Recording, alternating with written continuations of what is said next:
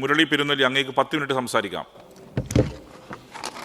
Sir, 2024-25 സാമ്പത്തിക വർഷത്തേക്കുള്ള ബജറ്റിലെ പട്ടികജാതി പട്ടികവർഗ മറ്റു പിന്നാക്ക ന്യൂനപക്ഷ വിഭാഗങ്ങൾ എന്നിവരുടെ ക്ഷേമം സംബന്ധിച്ച ധനാഭ്യർത്ഥനകളെ പിന്തുണയ്ക്കുകയാണ് സർ. ബ്രിട്ടീഷ് ഭരണത്തിൻ്റെ അവശിഷ്ടം എന്ന നിലയിലാണ് കോളനികൾ എന്ന പേര് നിലനിൽക്കുന്നത്. പട്ടികജാതി പട്ടികവർഗ വിഭാഗത്തെ പാർശ്വവൽക്കരിക്കപ്പെട്ട ഒരു പദപ്രയോഗമാണ് ഈ കോളനികൾ എന്നുള്ളത്. അത് ഒഴിവാക്കി പട്ടികജാതി നഗർ എന്നാക്കി മാറ്റിയ നടപടി എടുത്ത കഴിഞ്ഞ 3 വർഷം ഈ വകുപ്പ് കൈകാര്യം ചെയ്ത ഇപ്പോൾ MP ആയി തിരഞ്ഞെടുക്കപ്പെട്ടതിൻ്റെ അടിസ്ഥാനത്തിൽ മന്ത്രിസ്ഥാനം നിന്ന് പോയ ശ്രീ K. രാധാകൃഷ്ണൻ നേതൃത്വം കൊടുത്ത സർക്കാർ ഇപ്പോൾ ശ്രീ OR കേളു നേതൃത്വം കൊടുക്കുന്ന ഈ വകുപ്പിന് എല്ലാവിധ അഭിനന്ദനങ്ങളും നൽകുകയാണ്. സാർ, കേന്ദ്ര സർക്കാരായാലും മറ്റിതര സംസ്ഥാനങ്ങളായാലും പട്ടികജാതി ക്ഷേമത്തിന് ബജറ്റിൽ നീക്കിവെക്കുന്ന തുകയേക്കാൾ ജനസംഖ്യാനുപാതത്തേക്കാൾ ഉയർന്ന നിരക്കിൽ കഴിഞ്ഞ 5 വർഷവും പണം നീക്കിവെച്ച സർക്കാരാണ് കേരളത്തിലെ ഇടതുപക്ഷ സർക്കാർ. അത് വളരെ ശ്രദ്ധേയമായൊരു കാര്യമാണ്. ഇതിൽ ഗണ്യമായ തുകയും തദ്ദേശഭരണ സ്ഥാപനങ്ങൾ വഴിയാണ് ചെലവഴിക്കുന്നത് എന്നുള്ളതും വളരെ പ്രത്യേകമായ ഒരു കാര്യമാണ്.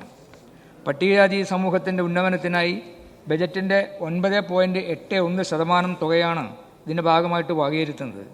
ഈ കഴിഞ്ഞ 2023-24 $2,979.40 കോടി രൂപയാണ് ഇതിൻ്റെ ഭാഗമായി വകയിരുത്തിയിട്ടുള്ളത് നമ്മുടെ കേരളത്തിൽ. ഇതിൽ 55% പട്ടികജാതി വികസന വകുപ്പ് മുഖേനയും ബാക്കി 45% തദ്ദേശ സ്വയംഭരണ സ്ഥാപനങ്ങൾ മുഖേനയുമാണ് ചെലവഴിക്കുന്നത് എന്നുള്ളതും വളരെ പ്രധാനപ്പെട്ട ഒരു കാര്യമാണ്. നമുക്കറിയാം, പ്രാദേശിക പദ്ധതി രൂപീകരണത്തിൽ ഇത്തരം വിഭാഗങ്ങൾക്ക് യാതൊരു പങ്കാളിത്തവും ഇല്ലാതെ കിടന്നിരുന്ന ഒരു സ്ഥിതിവിശേഷം മാറ്റിക്കൊണ്ട് പട്ടികജാതി വിഭാഗങ്ങൾക്ക് ഈ പങ്കാളിത്തം ഉണ്ടാക്കാൻ കഴിയത്തക്ക നിലയിൽ ഉള്ള ഒരു സംവിധാനം വന്നു എന്നുള്ളത് അവർ ഇതിൻ്റെ സജീവ ഭാഗമായി വന്നത് വളരെ പ്രധാനപ്പെട്ട ഒരു കാര്യമാണ്.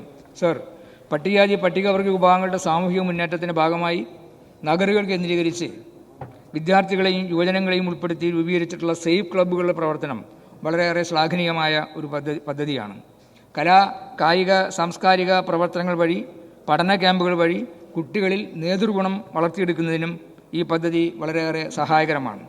സർ, പഠനത്തിൽ പിന്നോക്കം നിൽക്കുന്ന കുട്ടികളെ കണ്ടെത്തി ട്യൂഷൻ പ്രോഗ്രാം വഴി അവരുടെ പഠന നിലവാരം മെച്ചപ്പെടുത്താനും സേഫ് ക്ലബ്ബുകൾ സഹായിക്കുന്നു എന്നുള്ളത് വളരെ ശ്രദ്ധേയമായൊരു കാര്യമാണ്. വിവിധ വകുപ്പുകളുടെ വികസന പ്രവർത്തനങ്ങൾ ജനങ്ങളിൽ എത്തിക്കുന്നതിന് ഇപ്പോൾ ആവശ്യമായ സംവിധാനങ്ങളില്ലാത്തതുകൊണ്ട് പലതും അർഹതപ്പെട്ടവർക്ക് ലഭിക്കുന്നില്ല എന്ന കുറവ് നിലനിൽക്കുകയാണ്. അത് പരിഹരിക്കാൻ വേണ്ടി ഇത്തരം ക്ലബ്ബുകൾ സഹായിക്കുന്നതിൻ്റെ ഭാഗമായി വളരെയേറെ സുതാര്യമായി ആനുകൂല്യങ്ങൾ അർഹരിലേക്ക് എത്തിച്ചേരാൻ കഴിയുന്നു എന്നുള്ളത് ഈ ക്ലബിൻ്റെ പ്രവർത്തനം വഴി സംഭവിക്കുന്നുണ്ട്. സർ, പട്ടികജാതി പട്ടികവർഗ വികസന കോർപ്പറേഷൻ്റെ പ്രവർത്തനം ശക്തമാക്കാൻ ലക്ഷ്യമിട്ട് കോർപ്പറേഷൻ്റെ ഹെഡ് ഓഫീസിൻ്റെ പ്രവർത്തനം, അതിൻ്റെ കെട്ടിടത്തിൻ്റെ നിർമ്മാണോദ്ഘാടനം 2011 നടന്നതാണ്. പിന്നീടുള്ള 5 വർഷക്കാലം യാതൊരു പുരോഗതിയും ആ കാര്യത്തിൽ ഉണ്ടായിട്ടില്ല. എന്നാൽ 2016 അധികാരത്തിൽ വന്ന ഇടതുപക്ഷ സർക്കാർ അധികാരത്തിൽ വന്നപ്പോഴാണ് ഇതിനൊരു അനക്കം വെച്ചത്. ഓഫീസിൻ്റെ നിർമ്മാണ പ്രവർത്തനം ഇപ്പോൾ മുന്നോട്ട് പോയിക്കൊണ്ടിരിക്കുകയാണ്. കോർപ്പറേഷൻ്റെ പ്രവർത്തനത്തിൽ ഒരു നാഴികക്കല്ലായിട്ട് ഇത് മാറുമെന്നാണ് പ്രതീക്ഷിക്കുന്നത്. സർ, PG വിദേശ പഠനത്തിനുള്ള സ്കോളർഷിപ്പ് 25 പേർക്ക് മാത്രമാണ് മുമ്പുണ്ടായിരുന്നത്. ഇന്ന് ഏകദേശം 500ഓളം പേർക്ക് ഈ സഹായം നൽകുന്നുണ്ട്. 25 ലക്ഷം രൂപ വീതമാണ് ഈ സഹായം നൽകുന്നത്. അതുപോലെ പിന്നാക്ക വിദ്യാർത്ഥികൾക്കും 10 ലക്ഷം രൂപ വീതം ഈ സഹായം കൊടുക്കുന്നു എന്നുള്ളത് നമുക്ക് കാണാൻ കഴിയുന്നുണ്ട്. സർ, 2 ലക്ഷത്തിന് മുകളിൽ വരുമാനമുള്ള SC/ST വിദ്യാർത്ഥികൾക്ക് കേന്ദ്ര BJP സർക്കാർ പോസ്റ്റ് മെട്രിക് സ്കോളർഷിപ്പ് നിഷേധിക്കുന്ന ക്രൂര സമീപനമാണ് എടുത്തത്. അത് കണ്ടപ്പോൾ അന്തം വിട്ടു നിൽക്കുകയല്ല കേരളത്തിൽ ഇടതുപക്ഷ സർക്കാർ ചെയ്തത്.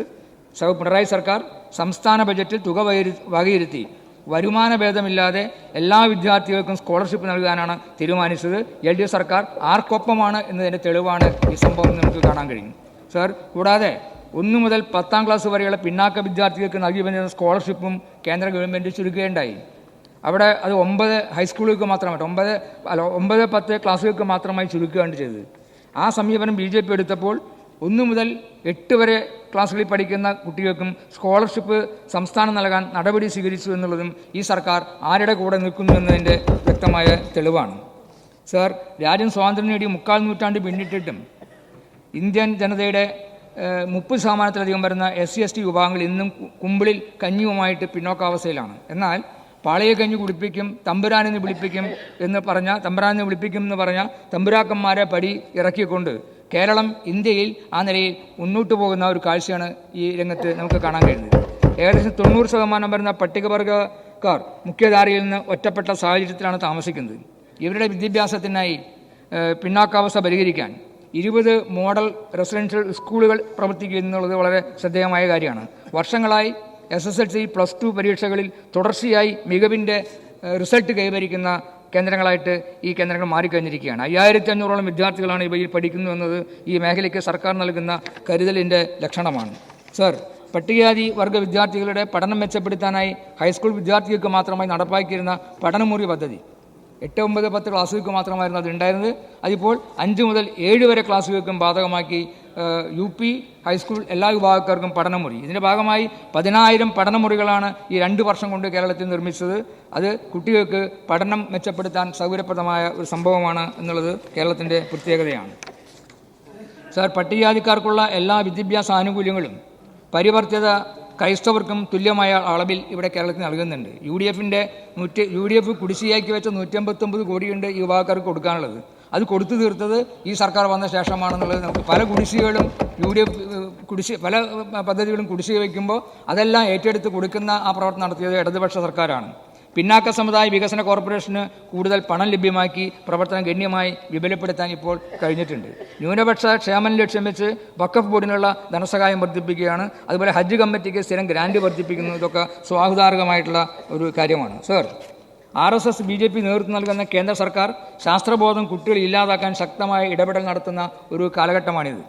ഡാർവിൻ്റെ പരിണാമ സിദ്ധാന്തം പോലും പഠന വിഷയത്തിൽ പാടില്ല എന്നുള്ളതാണ് കേന്ദ്ര ഗവൺമെൻറ് നിഷ്കർഷിക്കുന്നത്. ഇരുണ്ട കാലഘട്ടത്തിലേക്ക് നമ്മുടെ രാജ്യത്തെ കൊണ്ടുപോകാൻ ആവശ്യമായ പരിശ്രമമാണ് BJP സർക്കാർ നടത്തുന്നത്. അതിൻ്റെ ഭാഗമായി ഇടതുപക്ഷ സ്വാധീനം ഇല്ലാതാക്കുക എന്ന് ലക്ഷ്യം വെച്ചുകൊണ്ടാണ് BJP സർക്കാർ മുന്നോട്ട് പോകുന്നത്. ഇവിടെ ലോക്സഭാ തിരഞ്ഞെടുപ്പിൽ BJPയുടെ സീറ്റ് ഒരുപാട് കുറഞ്ഞു പോയല്ലോ. ആ കുറഞ്ഞു പോയ പല മണ്ഡലങ്ങളും പരിശോധിച്ച് നോക്കിയാൽ ഇടതുപക്ഷ സ്വാധീനമല്ല, ഇടതുപക്ഷ ആശയങ്ങൾക്ക് സ്വാധീനമുള്ള അഥവാ ഇടതുപക്ഷ സംഘടനകൾ നേതൃത്വം കൊടുത്ത കർഷക സമരങ്ങൾ നടന്ന പ്രദേശങ്ങളിലാണ് BJP പിറകോട്ട് പോയത് എന്ന് നമുക്ക് കാണാൻ കഴിയും. ഇപ്പോൾ യൂറോപ്പിൽ തന്നെ തീവ്ര വലതുപക്ഷം അധികാരത്തിലെത്തുന്ന ഘട്ടത്തിലാണ് ഇവിടെ BJP സർക്കാർ മോഡി അധികാരത്തിൽ വന്നത്. ഇപ്പോൾ കേരളത്തിലെ നമ്മുടെ ബഹുമാനായ പ്രതിപക്ഷ നേതാവ് ഈ കഴിഞ്ഞ ദിവസം പറയുകയുണ്ടായി, ഞങ്ങൾ വലതുപക്ഷമല്ല എന്ന് പ്രതിപക്ഷ നേതാവ് ചാടി എഴുന്നേറ്റ് നമ്മുടെ രാജീവ് മിനിസ്റ്റർ പറഞ്ഞപ്പോൾ പറയുകയുണ്ടായി. ലോകമാകെ ഇടതുപക്ഷ ആശയങ്ങൾ സ്വാധീനം ചെലുത്തുകയാണ്. ഇപ്പോൾ ഫ്രാൻസിൽ ഇന്നത്തെ വാർത്ത നമ്മളെന്താ കാണുന്നത്? ഇടതുപക്ഷ മുന്നേറ്റം നമ്മളവിടെ കാണുകയാണ്. നിങ്ങൾ വലതുപക്ഷ എന്നുള്ള കാര്യം വലതുപക്ഷമല്ല എന്നുള്ള കാര്യം ശരിയാണ്. പിന്നെ ഏതാ പക്ഷം? ഒരു തർക്കമില്ലാതെ തീവ്ര വലതുപക്ഷമാണ്. KPCCയുടെ പേരൊന്ന് മാറ്റുന്നത് നല്ലതാണെന്നാണ് ഞാനൊന്ന് ശുപാർശ ചെയ്യുന്നത്. അവരെ സ്വീകരിക്കില്ല ചെയ്യുന്നുണ്ട്. KPCC കേരള പ്രദേശ് കോൺഗ്രസ് കമ്മിറ്റി എന്നതിന് പകരം കൂടോത്തര പ്രചരണ കോൺഗ്രസ് കമ്മിറ്റി എന്ന് നാക്കിയാൽ അതായിരിക്കും കൂടുതൽ ജനങ്ങളെ ആകർഷിക്കാൻ കഴിയുന്നത് എന്ന് നമുക്ക് കാണാൻ കഴിയും. കൂടോത്രം വഴി എതിരാളികളെ വീഴ്ത്താനും ഇല്ലാതാക്കാനും കഴിയുമെന്ന അറിവിന്തിരിപ്പൻ ആശയങ്ങളും അന്ധവിശ്വാസങ്ങളും വെച്ചു പുലർത്തുന്ന ഒരു പാർട്ടിയായി കോൺഗ്രസ് മാറിയിരിക്കുന്നതിൻ്റെ തെളിവാണ് നമുക്ക് ആ കൂടോത്രം ആ സംഭവത്തിൽ നമുക്ക് കാണാൻ കഴിയുന്നത്. ഇവിടെ കുട്ടികളുടെ മനസ്സിൽ ഈ ശാസ്ത്രബോധം കുത്തി ചോർത്തി കൂടോത്ര ആശയങ്ങൾ സന്നിവേശിപ്പിക്കുന്ന RSSഉം BJPയും അതേപോലെ കോൺഗ്രസും തമ്മിൽ എന്താ ഒരു വ്യത്യാസമുള്ളത്? രണ്ടും ഒരാശയം തന്നെയാണ് ഇതിൽ പ്രതിദാനം ചെയ്യുന്നത്. അപ്പോൾ ഇടതുപക്ഷമാണ് ശാസ്ത്രബോധം ശക്തിപ്പെടുത്തുന്ന കാര്യത്തിൽ മുന്നിട്ട് നിൽക്കുന്നത് എന്നുള്ളതാണ് നമ്മൾ കേരളത്തിൽ കാണാൻ കഴിയുന്നത്. ആ ഇടതുപക്ഷ ആശയങ്ങൾ ശക്തിപ്പെടുന്നത് ശാസ്ത്രബോധത്തിൻ്റെ പിൻബലത്തോടു കൂടിയാണ് ഇടതുപക്ഷ ആശയങ്ങൾ മുന്നോട്ട് പോയിക്കൊണ്ടിരിക്കുന്നത്. ഇവിടെ നിങ്ങൾ SFI എതിർക്കുകയാണ്. കാരണം കുട്ടികളാണ്, ചില തെറ്റുകളൊക്കെ പറ്റാം, അത് തിരുത്തുന്ന അവർ തന്നെ പറഞ്ഞിട്ടുണ്ട്. എന്താ SFIന് എതിർക്കാൻ കാരണം? നമ്മുടെ ക്യാമ്പസുകളിൽ ഈ ശാസ്ത്രബോധവും പുരോഗമനാശയങ്ങളും പ്രചരിപ്പിക്കുന്ന കാര്യത്തിൽ മുന്നിൽ നിൽക്കുന്നതാരാ? അത് SFI ആണ്, KSU അല്ല. അപ്പോൾ അതുകൊണ്ടോ ആ SFI നിങ്ങളുടെ കണ്ണിലെ കരടായിട്ട് മാറുകയാണ്. ആ കണ്ണിലെ കരടായ SFIയുടെ ആ ശാസ്ത്ര ആ ചിന്താഗതിയെ എതിർക്കുക മാത്രമല്ല അവരെ ശാരീരികമായി വകവരുത്തുന്ന കാര്യത്തിൽ നിങ്ങൾ മുൻപന്തിയിലാണ് അല്ലേ? ഇവിടെ തൃശ്ശൂരിൽ കലോത്സവ വേദിയിലിട്ടാണ് കൊച്ചനെ എന്ന് പറയുന്ന ഒരു SFIക്കാരനെ KSUക്കാർ കുത്തി മലർത്തിയത് നമുക്ക് കാണുകയാണ്. അപ്പോൾ പുരോഗമനാശയങ്ങൾ ഇന്ന് ക്യാമ്പസുകൾ സജീവമാണ്. ആ സജീവമാകുന്നതിൻ്റെ കാരണം എന്താ? അതിനാണല്ലോ ഇപ്പോൾ കണ്ണൂർ സർവകലാശാല ആ തിരഞ്ഞെടുപ്പ് കഴിഞ്ഞു. എന്തൊക്കെ പുലിവാലുകളാണ് അവിടെ ഉയർത്തിക്കൊണ്ടുവന്നത്? മലബാർ മേഖലയിലൊക്കെ അവിടെ SFI വമ്പിച്ച സ്വാധീനത്തിൽ മുന്നിട്ട് വന്നിരിക്കുകയാണ്. അപ്പോൾ എതിർപ്പ് മാത്രമല്ല, നിരവധി ഉശിരൻ സഖാക്കളെയാണ് നിങ്ങളുടെ KSU ഗുണ്ടകൾ കൊലപ്പെടുത്തിയത്. അതിനുള്ള പരിശീലനമാണല്ലോ അവിടെ നെയ്യാർ ഡാമിലടക്കം നടന്നത്. മദ്യപാനവും മറ്റു തുടങ്ങിയുള്ള കാര്യങ്ങളൊക്കെ വെച്ചുകൊണ്ട് അപ്പോൾ എതിരാളികളെ ശാരീരികമായി വകവരുത്തുന്ന പ്രവർത്തനം കൂടി കാഴ്ചവെക്കുന്ന നിലയിലേക്കാണ് KSU മുന്നോട്ട് പോകുന്നത്. SFI അടക്കമുള്ള ഇടതുപക്ഷ ആശയങ്ങൾ, അതിൻ്റെ ഇടതുപക്ഷ ആശയങ്ങളാണ് കേരളത്തെ മുന്നോട്ട് നയിക്കുന്നത്. അതിനെ ശക്തിപ്പെടുത്താൻ കേരളത്തെ ഇടതുപക്ഷ സർക്കാർ പട്ടികജാതി, പട്ടികവർഗ, പിന്നാക്ക, മറ്റ് ന്യൂനപക്ഷ മേഖലയിൽ എടുത്തുകൊണ്ടിരിക്കുന്ന എല്ലാ നടപടികളെയും പൂർണ്ണമായി പിന്തുണച്ചുകൊണ്ട് ഈ ധനാഭ്യർത്ഥനകളെ പിന്തുണയ്ക്കുന്നു സർ. Thank you.